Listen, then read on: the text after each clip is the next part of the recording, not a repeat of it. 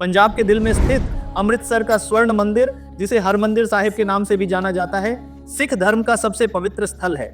हर साल लाखों श्रद्धालु इस स्थान पर आते हैं, अपने गुरु के सामने शीश झुकाते हैं और यहाँ के शांत माहौल में अध्यात्म का अनुभव करते हैं। लेकिन 1984 के जून महीने में यह पवित्र स्थल एक ऐसी घटना का केंद्र बना जिसने भारत के इतिहास को गहरे जख्म दिए। Operation blue star. यह केवल एक सैन्य कार्रवाई नहीं थी, यह धर्म, राजनीति और समाज के बीच के संघर्ष का एक ऐसा अध्याय था जो आज भी कई सवाल खड़े करता है। क्या यह कदम देश की अखंडता को बचाने के लिए जरूरी था, या यह एक धार्मिक स्थल और उसके अनुयायियों पर अनावश्यक हमला था? इस वीडियो में हम आपको लेकर चलेंगे उस समय में। हम बताएंगे कि ऑपरेशन ब्लू स्टार के पीछे की कहानी क्या थी, वह घटना कैसे घटित हुई और इसके परिणामों ने देश को कैसे बदल दिया। यह है ऑपरेशन ब्लू स्टार की अनकही कहानी।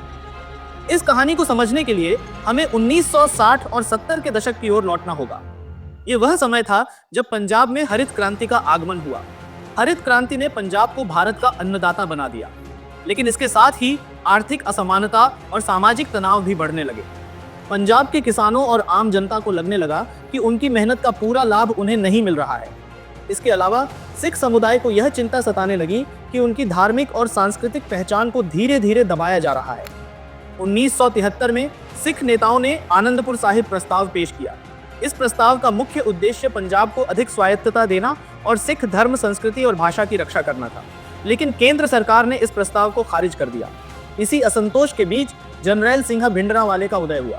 वह एक धार्मिक नेता के रूप में सामने आए, लेकिन जल्दी ही उन्होंने सिख समुदाय के भीतर एक कट्टरपंथी धारा को बढ़ावा देना शुरू कर दिया। उनके भाषणों में सिख धर्म की महानता और सिखों के अधिकारों की बात होती थी, लेकिन उनके शब्दों में विद्रोह के बीज भी थे। धीरे धीरे भिंडरांवाले का प्रभाव बढ़ता गया और पंजाब में हिंसा की घटनाएं आम हो गई।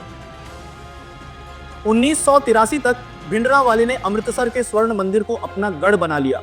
अकाल तख्त, जो सिख धर्म का प्रमुख धार्मिक और राजनीतिक केंद्र है, अब हथियारों और सैन्य गतिविधियों का केंद्र बन चुका था। 1984 की शुरुआत तक पंजाब में स्थिति बहुत खराब हो चुकी थी। भिंडरांवाले और उनके समर्थकों ने स्वर्ण मंदिर के अंदर भारी मात्रा में हथियार जमा कर लिए थे। केंद्र सरकार के पास स्थिति को संभालने के लिए अब बहुत कम विकल्प बचे थे। प्रधानमंत्री इंदिरा गांधी ने स्थिति की गंभीरता को समझते हुए अपने मंत्रिमंडल और सेना के वरिष्ठ अधिकारियों के साथ कई बैठकें की। खुफिया रिपोर्ट्स में बताया गया था कि स्वर्ण मंदिर अब केवल एक धार्मिक स्थल नहीं है, यह एक मजबूत सैन्य किले में बदल चुका है।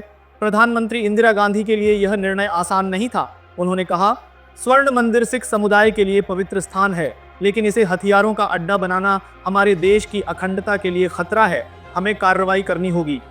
3 जून 1984 को अमृतसर में कर्फ्यू लगा दिया गया। सेना ने स्वर्ण मंदिर को चारों ओर से घेर लिया। लाउड स्पीकर पर श्रद्धालुओं को बाहर निकलने की चेतावनी दी गई, लेकिन भिंडरांवाले ने किसी को बाहर नहीं जाने दिया। पूरे शहर में तनाव का माहौल था। लोग अपने घरों में बंद थे और स्वर्ण मंदिर के अंदर एक बड़ा तूफान था। 4 जून की सुबह स्वर्ण मंदिर के चारों ओर सन्नाटा छाया हुआ था, लेकिन यह सन्नाटा जल्द ही गोलियों की आवाज से टूट गया। 5 जून को सेना ने स्वर्ण मंदिर पर हमला किया। भिंडरांवाले और उनके समर्थकों ने भारी प्रतिरोध किया। उनके पास आधुनिक हथियार थे। हर तरफ से फायरिंग हो रही थी। सेना को अकाल तख्त पर नियंत्रण पाने के लिए टैंकों का इस्तेमाल करना पड़ा। घंटों के भीषण संघर्ष के बाद भिंडरांवाले और उनके समर्थक मारे गए, लेकिन इस जीत की कीमत बहुत भारी थी। अकाल तख्त को गंभीर क्षति पहुंची थी और स्वर्ण मंदिर का पवित्र परिसर खून और मलबे में बदल चुका था।